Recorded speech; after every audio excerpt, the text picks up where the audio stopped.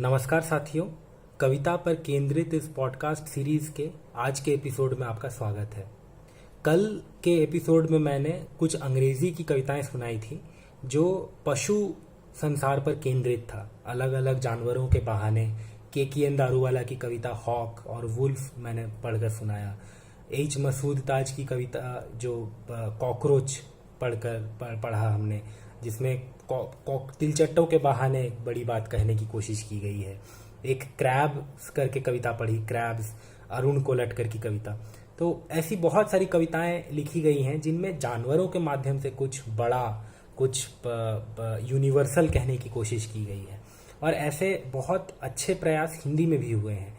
मुझे ऐसा लगता है कि अंग्रेजी से ज़्यादा हिंदी के कवि अपनी कविता में जानवरों का प्रयोग करने के प्रति ज़्यादा जागरूक है, क्योंकि हमारा जो एक संसार है वो भी ज़्यादा ग्रामीण और जानवरों से घिरा हुआ है। हम अपने आसपास ज़्यादा जीव जंतुओं को देखते हैं या उनको हम ज़्यादा अपनी कविता में जगह भी देते हैं इसी वजह से। तो एक कविता तो जानवरों पर जो हिंदी में कविता लिखी गई है उसमें श्रेष्ठतम कविता मेरी समझ से बाघ है। केदारनाथ सिंह की लंबी कविता, ये बहुत सारे भागों में, इसमें शायद 21 भाग हैं। 21 भाग में बाघ को केंद्र में रखकर कविता लिखी गई है। और इसके इंट्रोडक्शन में ही, इसके शुरू में ही केदार जी ने ये कहा है कि वो पंचतंत्र से प्रेरित होकर उन्होंने ये लिखना शुरू किया था। तो कल के एपिसोड में भी मैंने ये बात कही थी कि पंचतंत्र, जातक या एसॉप फेबल, जो लगभग एक ही समय के लिखे गए अलग अलग, एसॉप फेबल ग्रीक सभ्यता की किताब है। इन किताबों में जानवरों के बहाने जो बात कही गई है, या आगे चलकर एनिमल फार्म और भी किताबें हैं, आज जो एनिमेशन फिल्में आती हैं जिनमें जानवरों को, जंगल बुक हो चाहे और भी तमाम फिल्में, तो जानवर अपना एक चरित्र गढ़ते हैं, उनको चरितार्थ वो उनमें होता है। यानी बिल्लियों को देखकर एक जो भावना जो आप में या मुझ में जागती होगी, वही भावना आज से 2000 साल पहले भी किसी में जागती होगी। वो समय और जगह को ट्रांसेंड करती है ये चीज़ें, कि जानवर के साथ जो बातें जुड़ी होती हैं, उनसे जो हम भावना जो हम उन स्थानांतरित होते हैं। एक कुत्ते के प्रति जो भावना आप में जागती है कि उसे लाड दे, दुलार करे, वही भावना आज से 1000 साल पहले भी किसी में जागी होगी जिसने कुत्ते को पाला होगा। तो ये अपने आप में एक बहुत बड़ी घटना है।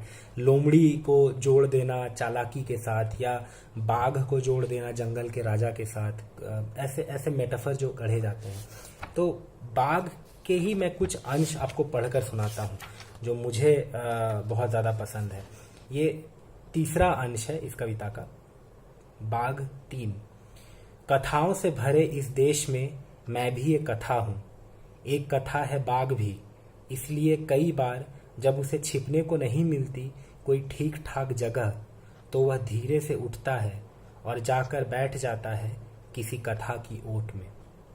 फिर चाहे जितना ढूंढो, चाहे छान डालो जंगल की पत्ती पत्ती, वह कहीं मिलता ही नहीं। बेचारा भैंसा सांझ से सुबह तक चुपचाप बंधा रहता है एक पतली सी जल की रस्सी के सहारे। और बाघ है कि उसे प्यास लगती ही नहीं, कि वह आता ही नहीं है कई कई दिनों तक जल में छूटी हुई अपनी लंबी शानदार परछाई को देखने। और जब राजा आता है और जंगल में पड़ता है हाका और तान ली जाती हैं सारी बंदूकें उस तरफ जिधर हो सकता है बाघ, तो सच्चाई यह है कि उस समय बाघ यहाँ होता है न वहाँ। वह अपने शिकार का खून पी चुकने के बाद आराम से बैठा होता है किसी कथा की ओट में।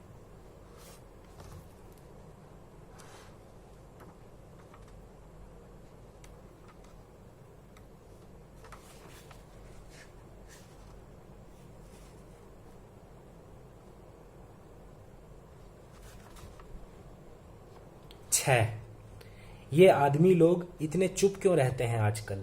एक दिन बाघ ने लोमड़ी से पूछा। लोमड़ी की समझ में कुछ नहीं आया, पर उसने समर्थन में सिर हिलाया और एकटक देखती रही बाघ के जबड़ों को, जिनसे अब भी ताज़ा खून की गंध आ रही थी। फिर कुछ देर बाद कुछ सोचते हुए बोली, कोई दुख होगा उन्हें। कैसा दुख? बाघ ने तड़प कर पूछा। यह मैं नहीं जानती, पर दुख का क्या, वह हो ही जाता है कैसे भी, लोमड़ी ने उत्तर दिया। हो सकता है उन्हें कोई कांटा गड़ा हो, बाघ ने पूछा। हो सकता है, पर हो सकता है आदमी ही गड़ गया हो कांटे को, लोमड़ी ने धीरे से कहा। अब की बाघ की समझ में कुछ नहीं आया, पर उसने समर्थन में उसी तरह सिर हिलाया। फिर धीरे से पूछा, क्या आदमी लोग पानी पीते हैं? पीते हैं, लोमड़ी ने कहा, पर वे हमारी तरह सिर्फ सुबह शाम नहीं पीते, दिन भर में जितनी बार चाहा उतनी बार पीते हैं। पर इतना पानी क्यों पीते हैं आदमी लोग? बाघ ने आश्चर्य से पूछा। वही दुख मैंने कहा ना, लोमड़ी ने उत्तर दिया।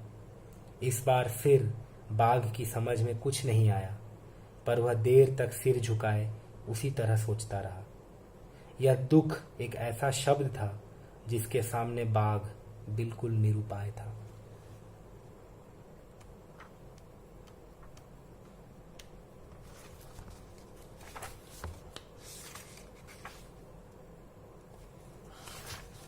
बारह।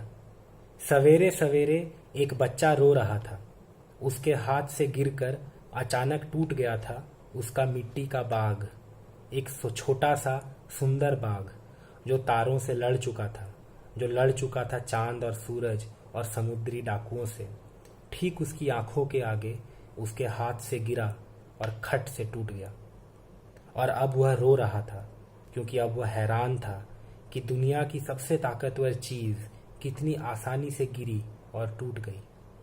सुनहली धूप में उसकी आंसू भरी आंखें अब भी टिकी थी अपने गिरे हुए बाघ पर कि अचानक उसे लगा कि बाघ जरा हिला, अपने टुकड़ों के भीतर से तिलमिला हुआ उठा और देखते देखते छलांग लगा खिड़की से चला गया बाहर।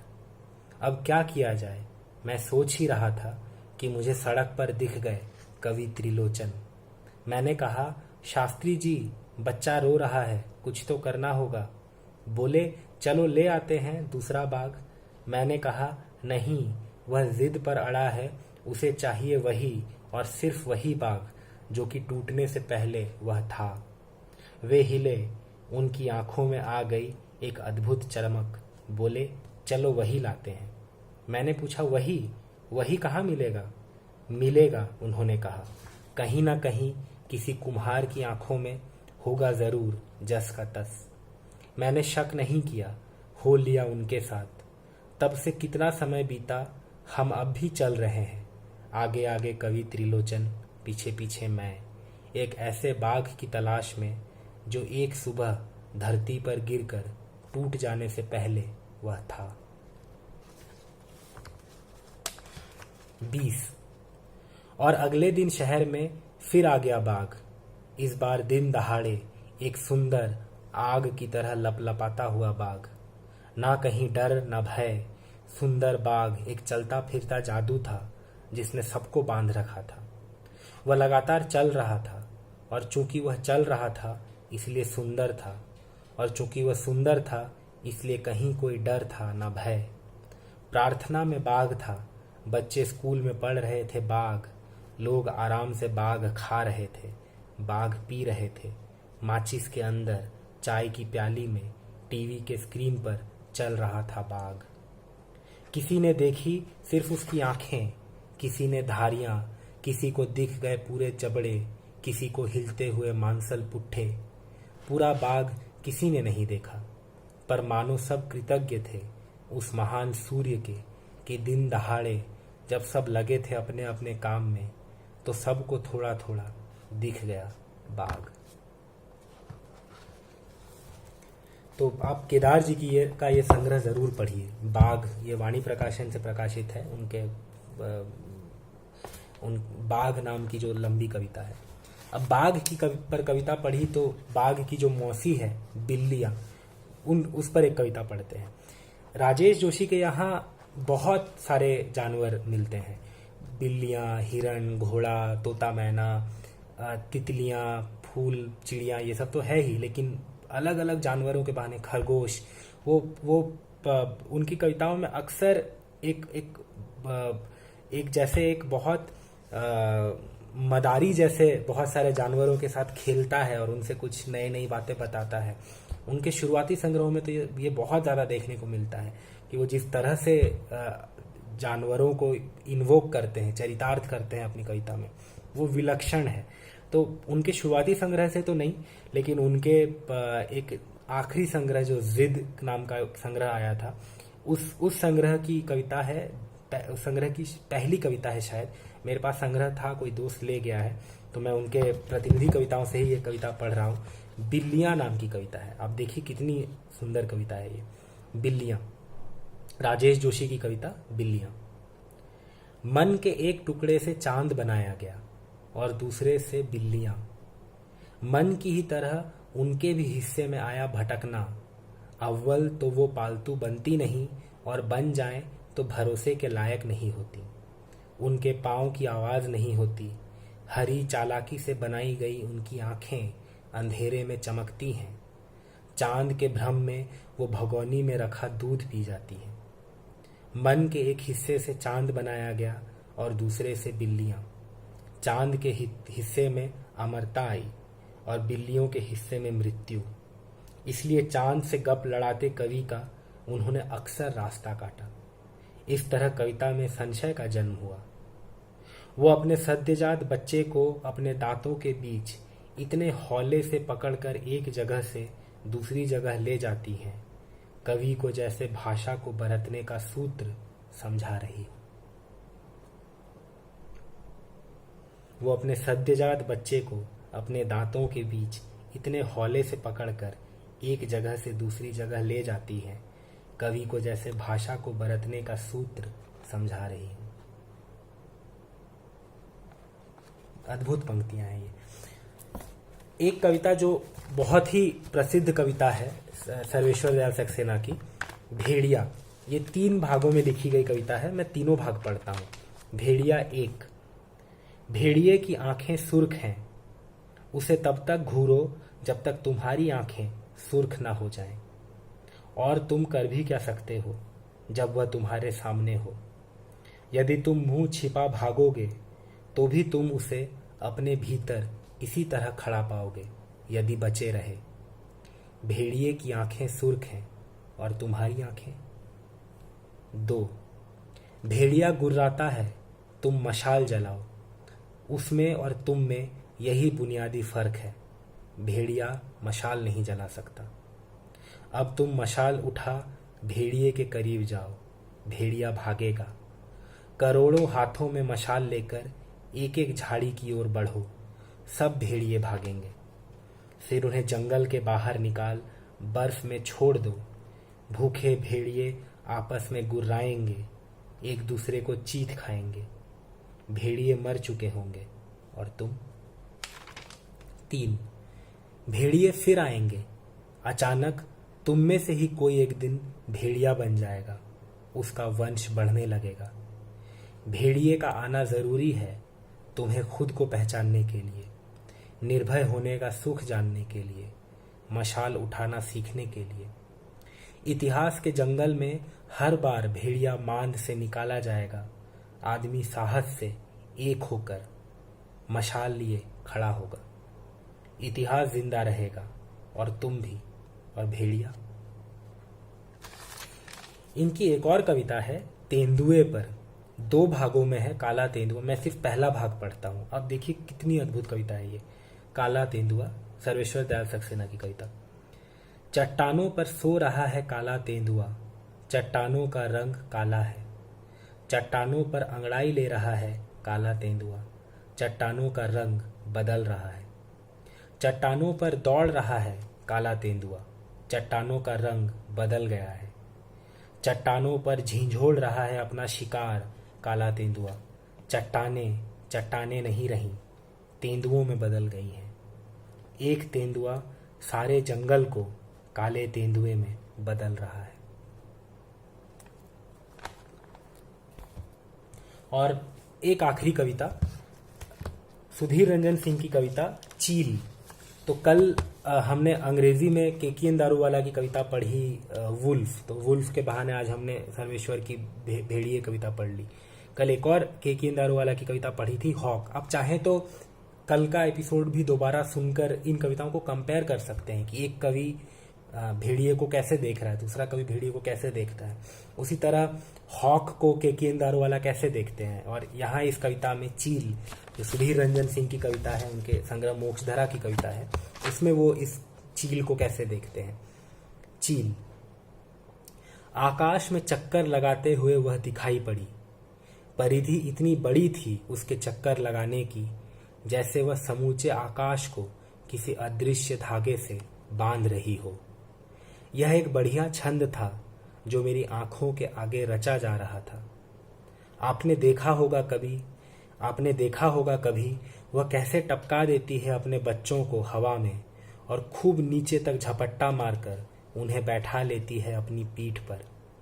दिख रही थी वह जैसे कोई तेज धावक दौड़ रहा था मैदान में, कि एक फुर्तीला गोताखोर अथाह समुद्र में बाजीगरी दिखा रहा था।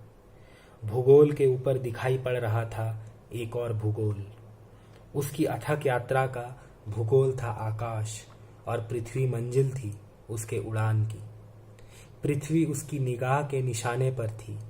सांप, चूहे, मेढक, न जाने कैसे कैसे जंतु उसकी निगाह के निशाने पर थे। झुककर झपट्टा मारने की आदत से जहाँ कुछ जाने जा रही थी, वहीं हमारी भाषा को चील झपट्टा जैसा एक ताकतवर मुहावरा मिल रहा था, जिससे बखूबी समझा जा सकता था हमारे समय की अराजकता को। बिजली के पंखों जैसे उसके डैने बीते हुए दिनों में भी फड़फड़ाहट पैदा कर रहे थे। उसके डैने बड़े शानदार थे। मैंने अक्सर प्रेम प्रसंगों में इस्तेमाल किया है उन्हें। कोई अगर चाहे मेरे बिस्तर को झाड़ कर देखे उन टूटे हुए परों को जिनमें मेरा आकाश हुआ करता था। मैं नहीं पा सका उसकी चालाक निगाह, वरना क्या था बेहिचक कर देता एक पृथ्वी आकाश।